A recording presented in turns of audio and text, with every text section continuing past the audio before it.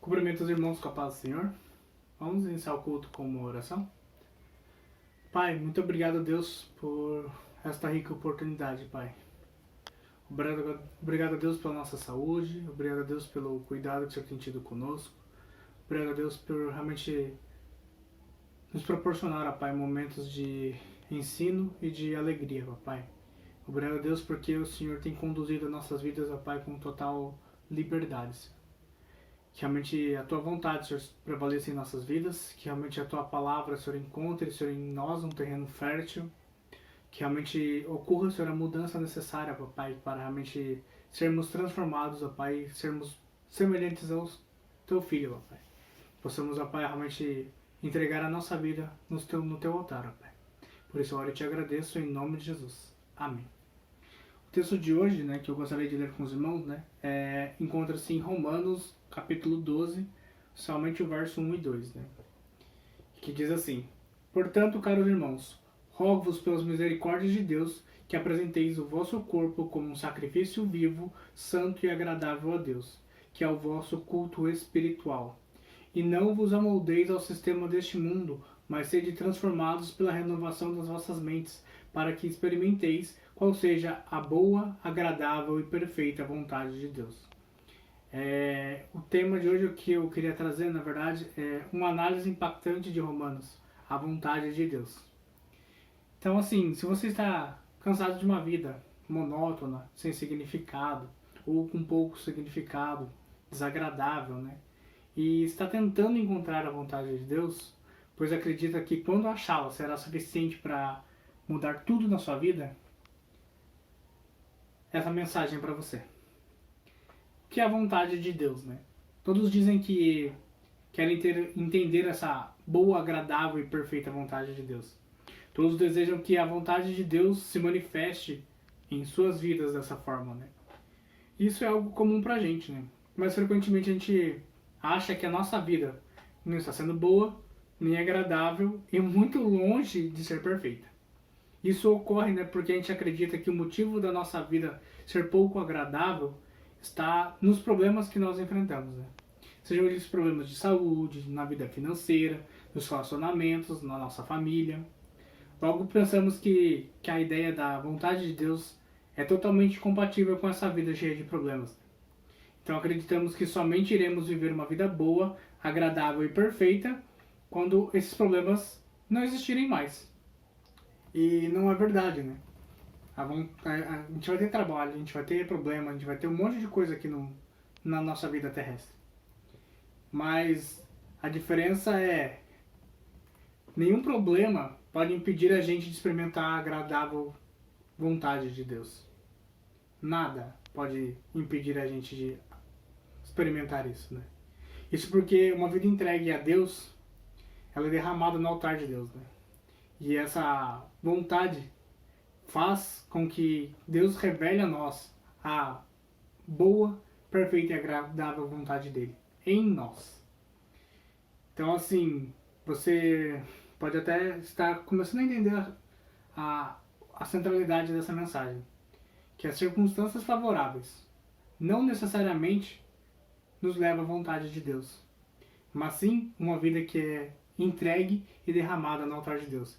Isso sim, de fato, nos leva a experimentar a boa, agradável e perfeita vontade de Deus.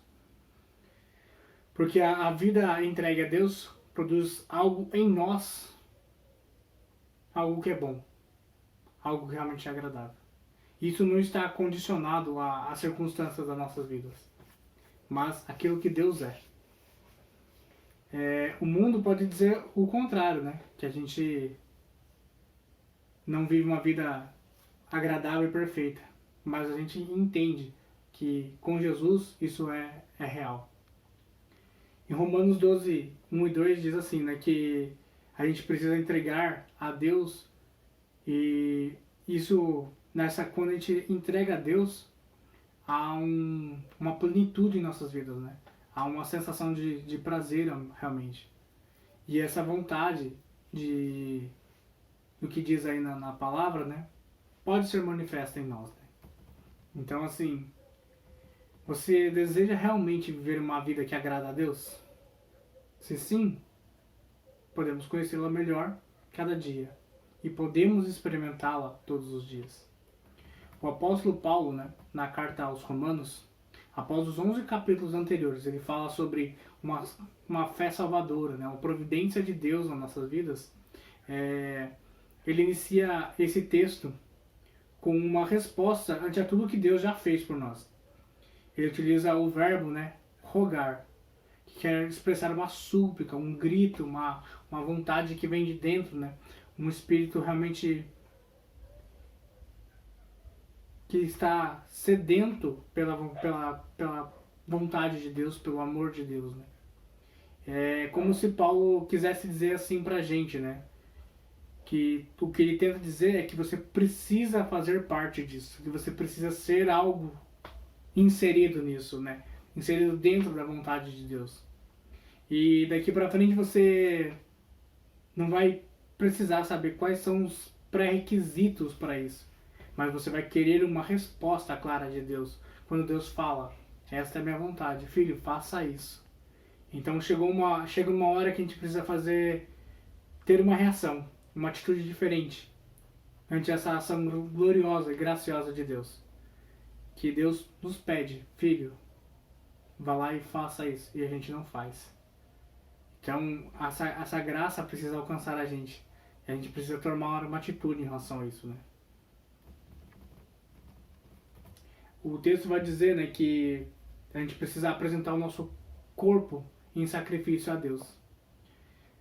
Para vocês entenderem um pouco melhor, né, essa ideia de sacrifício vem lá do sistema de adoração do Antigo Testamento, né, que eram sacrifícios de animais, né. Então era preciso sacrificar um animal, que era a única forma que eles entendiam naquele momento de como demonstrar, né, materializar o pecado deles para realmente ser purificado, então, por Deus, né. Então essa ideia de materialidade vem já muito antes, né? E o nosso maior exemplo de quem se materializou para que os pecados fossem retirados foi o próprio Jesus Cristo, né? Ele veio, ele deixou realmente a sua glória como Deus, se fez homem, se fez carne, passou a viver aqui conosco, passou a sofrer as mesmas problemas, as mesmas dificuldades que a gente, se não muito pior, né? Ele foi lá e se entregou de coração, né? Ele se entregou todos os sentimentos que ele tinha por nós, né? Ele foi traído, ele foi abandonado, ele foi cuspido, chicoteado, zombado, ferido, pendurado entre o céu e a terra e morto naquela cruz. Sofreu no corpo todas as angústias, né, que nós deveríamos sofrer. Mas ele se entregou por amor, né? Ele entregou o próprio corpo, carne e sangue, na cruz por nós. E o apóstolo, né, diz que a gente precisa, o apóstolo Paulo, né, diz que a gente devia oferecer o nosso ser e o nosso coração a Deus, né. E o que o texto está dizendo é que a gente precisa entregar esse corpo. E o que é o corpo? Não adianta nada a gente servir a Deus dizendo para Ele que eu entendo a mensagem dele, que eu sinto a mensagem dele, mas já que meu corpo não reflete aquilo que a palavra dele diz, né? Soa isso meio contraditório, né? E por que Paulo disse isso, né? Porque naquela época tinha um pessoal chamado gnósticos, né? Que eram pessoas que acreditavam, né, e dividiam o homem em 3 partes distintas: corpo, alma e espírito. E com isso eles afirmavam que qualquer pecado cometido pelo corpo não tinha como contaminar a alma e nem o espírito, pois elas eram coisas distintas. Diziam que essa matéria, né, o corpo, era mal e somente o espírito era bom. Então por isso tinha como evitar o pecado. Essa é uma heresia que Paulo estava tentando lidar naquela época, né? E realmente é uma grande mentira, porque a gente não consegue dividir o ser humano em partes desse jeito, né? Separar o corpo do espírito, da alma, não tem como a gente fazer isso, né? Mas para a gente entender a importância do corpo, temos que começar a pensar, né? Qual que é o verdadeiro papel do corpo? Quando nós nos imaginamos sem corpo, por exemplo, que é uma coisa que eu estive pensando, a gente pode chegar numa ideia que, tipo, sem corpo eu não posso comer, eu não posso falar nada, eu não posso ouvir, eu não posso ver, não posso sentir. Sem os neurônios dentro do meu cérebro, eu não posso pensar, não posso ler, não posso compreender ou crer alguma coisa. Nós não seríamos nem capazes de amar, nem de fazer algo bom ou ruim. E nossa tendência de pensar que a entrega de Deus é algo puramente espiritual, a gente cai em contradição, porque na verdade não é somente espiritual. Além do espiritual, é emocional e é físico. Você precisa dizer com o seu corpo que realmente você ama esse Deus, né? Se eu digo que Deus é Deus e Ele é o meu Senhor, então eu confesso aquilo que está escrito já na palavra, porque é para Ele e por Ele são todas as coisas. Então a primeira coisa que nos cabe fazer é oferecer de forma palpável, visível, concreta, essa reverência ao Senhor, né? E não há uma maneira de a gente separar a nossa adoração a Deus de forma tipo, não, agora eu vou só adorar com o corpo. Não, agora eu vou só adorar em espírito. Não, agora eu vou só adorar realmente a Deus com a minha alma. Isso não é possível de acontecer. A nossa entrega a Deus não tem que ser interior, exterior e realmente expressar aquilo com atos concretos e palpáveis com a nossa vida, né? O apóstolo Paulo vai dizer que glorificar a Deus é algo simples. Porque assim como ele diz em 1 Coríntios 6:20, que fostes comprados por um bom preço, glorificai-vos, pois, a Deus com o vosso corpo e com o vosso espírito, os quais pertencem a Deus. Então, esse corpo precisa ser entregue ao Senhor. Ele vai ser entregue de que maneira? Em forma de sacrifício vivo. Esse sacrifício vivo também é relacionado ao Antigo Testamento que Paulo está falando, né? Antigamente os animais precisavam ser mortos antes de serem oferecidos como sacrifício. Mas esse corpo precisava realmente estar morto, né, para poder ser oferecido. E no texto vai dizer que a gente precisa de um sacrifício vivo. E o que quer dizer isso, né? Deus não quer que você morra e fique inerte para as coisas. Ele, na verdade, quer que você sacrifique todos os dias. Que você olhe e você sacrifique o seu eu, sacrifique a sua vida em benefício de algo maior. De algo que Deus pode te trazer, né? Não deixe para você oferecer esse sacrifício, né, de uma forma intensa e maravilhosa quando você acha que você não tem mais força. Quando você acha que você não consegue mais. Porque aí realmente você não consegue. Porque o sacrifício precisa ser diário. Precisa ser com a sua vida. Por isso que ele diz que precisa de um sacrifício vivo. Porque ele tem que demonstrar com as suas atitudes que você está vivo, que você tem energia para o Senhor, né? O sacrifício vivo não é pensar constantemente sobre Deus, mas dar comandos ao corpo para que este manifeste a glória de Deus. Uma vida que é ofertada ao Senhor. Os padrões do mundo vão dizer que a gente está desperdiçando a nossa vida se a gente fizer isso. Mas você está tendo eles vão dizer que você tem uma vida descartável. Que os seus olhos estão perdidos, que você está com a cabeça em outro lugar. Mas a palavra de Deus diz que quando você faz isso, você vai ter um prazer muito maior. Um pensador puritano, antes de morrer, disse: uma vida investida em comunhão com Deus é uma vida prazerosa que o mundo inteiro vai perceber, né? Então, é essa vida que realmente a gente tem que buscar, né? Aí na sequência, o apóstolo vai dizer que nosso sacrifício precisa ser santo, né?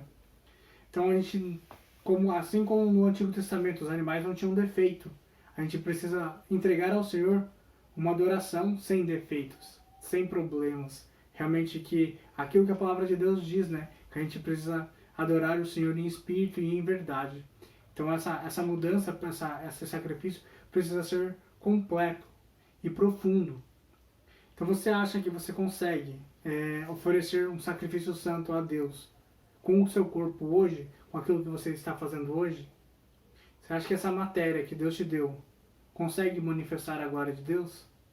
Sim, porque Cristo morreu e ressuscitou e te deu realmente a oportunidade de ser puro e limpo diante do Senhor. Então a gente consegue apresentar esse sacrifício santo ao Senhor. E ainda vai dizer que nós precisamos entregar um sacrifício agradável. Então quer dizer o quê? É um sacrifício que não é de fato um sacrifício. Porque se ele é agradável, você entende a dificuldade de fazer aquilo. Mas ele é agradável porque você quer agradar a outra pessoa. E no caso a gente quer agradar ao Senhor. A gente quer agradar esse Deus maravilhoso, né? Então esse sacrifício de viver com Ele é sacrificar o nosso eu, para que Ele possa ser glorificado. E para que isso aconteça, a gente precisa ser transformado, né? Você não pode se tomar a forma deste mundo. Você não pode se amoldar a este mundo, à cultura deste mundo. Nós não podemos fazer parte de um mundo que você pode desfrutar de uma partezinha dele, desse mundo pecaminoso, né? Porque a palavra diz que o mundo jaz no maligno, né? Então você não pode conviver ou querer fazer parte disto, né? Então, assim como a garça, por exemplo, as garças vivem meio à lama. Elas pisam constantemente na lama. Mas você não vai ver uma garça suja. Então ela não se contamina com aquilo que ela está vivendo. Ela continua pura. E é isso que Cristo fez por nós, né? Ele nos mantém puros todos os dias. Mas é preciso que a gente viva nele e por ele, né? E Paulo usa no versículo 2, né, a palavra transformado, né? Que no grego é metamorfose. Que é a ideia de mudança completa em outro ser. Uma mudança completa e total. Na forma, no espaço, no sentido de tudo. Um exemplo básico de metamorfose é uma lagarta, né? Uma lagarta ela se alimenta de folhas e rasteja para se locomover, né? E ao passar a lagarta vai se transformar numa borboleta, né? E essa mudança foi radical na vida da lagarta. E ela se tornou uma borboleta que agora ela pode voar por aí e se alimenta de néctar, né?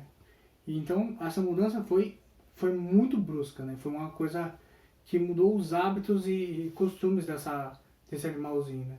E assim é na nossa vida, né? Quando a gente conhece a Cristo, quando a gente começa a ter relacionamento com Deus, a mudança que acontece na nossa vida é tão impactante que as pessoas começam a notar. E essa mudança é fundamental para que a gente possa realmente se tornar pessoas melhores, né? O apóstolo Paulo vai dizer que em 2 Coríntios 5,17, se alguém está em Cristo, a gente precisa ser transformado pelo Espírito, dia após dia, né? Então em 2 Coríntios 3,18 diz, mas todos nós, com o rosto descoberto, refletindo como espelho a glória do Senhor, somos transformados de glória em glória na mesma imagem como pelo Espírito do Senhor. Então a gente precisa ser transformado todos os dias, renovado todos os dias até o final da nossa vida. E para isso acontecer a gente precisa de uma renovação da nossa mente. A palavra que Paulo utiliza aqui é a renovação, que na ideia do grego seria metanoia, que é uma mudança de mente, uma mudança completa na nossa cabeça, né? Nossa vida é construída por pensamentos. Você pensa nas coisas para fazer. Pensa em algumas coisas que você gostaria de mudar. Você toma atitudes através de pensamentos. Se você quer uma mudança na sua vida, você precisa renovar sua mente. Não há como ser transformado com pensamentos incoerentes rodando na nossa cabeça. A Bíblia diz no verso 8, né? Quanto mais, irmãos, tudo que é verdadeiro, tudo que é honesto, tudo que é justo, tudo que é puro, tudo que é amável, tudo que é de boa fama, se há alguma virtude, se há algum louvor, nisso pensai. O que está expresso neste verso é o retrato da palavra de Deus, porque ela é verdadeira, ela é honesta, ela é justa, ela é pura, amável, de boa fama, ela é poderosa e isso nos conduz a uma adoração ao Senhor. Você não precisa ser escravo de seus pensamentos. Você pode viver uma vida sob o controle e direção do Espírito de Deus para vencer essas batalhas da vida. Então, como é que é a vontade de Deus? Ela é boa. Faz com que todas as coisas cooperem para nosso bem. Coisas que podem estar difíceis, mas no final você vai entender e concordar que tudo cooperou para o seu bem. A palavra de Deus diz que a vontade de Deus é agradável. Quando a vontade de Deus se torna nossa, se casa com a nossa vontade, ou, na verdade é o contrário, desculpa. Quando a nossa vontade se casa com a vontade de Deus, O prazer em Deus passa a ser o prazer nosso também. A vontade de Deus precisa se tornar a nossa vontade. A vontade da gente não precisa ser aceita, mas ela vai se tomando e se amoldando ao desejo da vontade de Deus. Quando a nossa vontade se casa com a vontade de Deus, da forma que desejamos oferecer a Deus, é algo exterior a nós. É algo que vai realmente sair da gente com naturalidade, não vai ser um peso. E tudo começa a se tornar um privilégio, um prazer, algo agradável ao Senhor realmente. E é um privilégio a gente ter esse corpo que Deus nos deu para oferecer em sacrifício a Ele. E por último, né, a vontade de Deus é perfeita. Ela passa a ser perfeita quando eu entendo a vontade de Deus. Quando o melhor de Deus se manifesta em mim. A vontade de Deus passa a ser o meu norte. Então eu posso ir a lugares mais altos, realmente ir no mais profundo com Ele. Para eu concluir, né, esse assunto, né, o desejo que eu tenho para cada um de vocês, inclusive para a minha vida, é que a vontade de Deus realmente se manifeste em nós, né? Que a nossa vontade case com a vontade do Espírito de Deus. Que através da graça e misericórdia dele, a gente possa entender e oferecer o nosso corpo em sacrifício, a nossa inteligência, as nossas forças, os nossos talentos, os nossos dons, e entender que esse é um sacrifício vivo, santo e agradável a esse Deus maravilhoso. Somente até aqui que eu vou seguir. Vamos orar mais uma vez? Papai querido Deus, eu te agradeço, Senhor, pela tua palavra que foi lida, papai. Papai, que realmente nos transforme, papai, em pessoas melhores, que realmente possamos viver sobre a tua vontade, entender sobre a tua vontade, ser íntimos da tua palavra, Senhor, ser íntimos do Senhor, papai. Que realmente nós possamos sentir o Senhor próximo, papai. Que a gente possa, Senhor, caminhar contigo, nos dedicar ao Senhor, papai. Que a transformação em nossa mente possa acontecer, papai, de forma completa. Isso eu oro e te agradeço, papai, em nome de Jesus. Amém.